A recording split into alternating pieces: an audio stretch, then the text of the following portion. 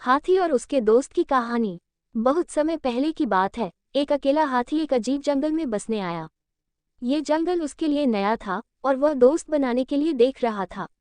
वो सबसे पहले एक बंदर से संपर्क किया और कहा, नमस्ते बंदर भैया, क्या आप मेरे दोस्त बनना चाहेंगे?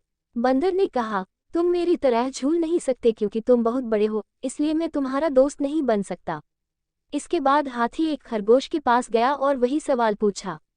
खरगोश ने कहा, तुम मेरे बिल में फिट होने के लिए बहुत बड़े हो, इसलिए मैं तुम्हारा दोस्त नहीं बन सकता।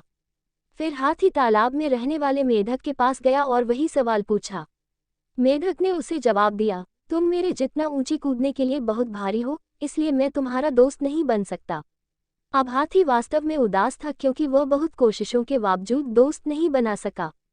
फिर एक दिन सभी जानवरों को जंगल में इधर उधर दौड़ रहे थे। ये देखकर हाथी ने दौड़ रहे एक भालू से पूछा कि इस उपद्रव के पीछे का कारण क्या है। भालू ने कहा, जंगल का शेर शिकार पर निकला है, वे खुद को उससे बचाने के लिए भाग रहे हैं। ऐसे में हाथी शेर के पास गया और कहा कि कृपया इन निर्दोष लोगों को चोट न पहुंचाओ, कृपया उन्हें अकेला छोड़ दें। शेर ने उसका मजाक उड़ाया और हाथी को एक तरफ चले जाने को कहा। तभी हाथी को गुस्सा आ गया और उसने शेर को उसकी सारी ताकत लगाकर धक्का दे दिया, जिससे वह घायल हो गया और वहां से भाग खड़ा हुआ।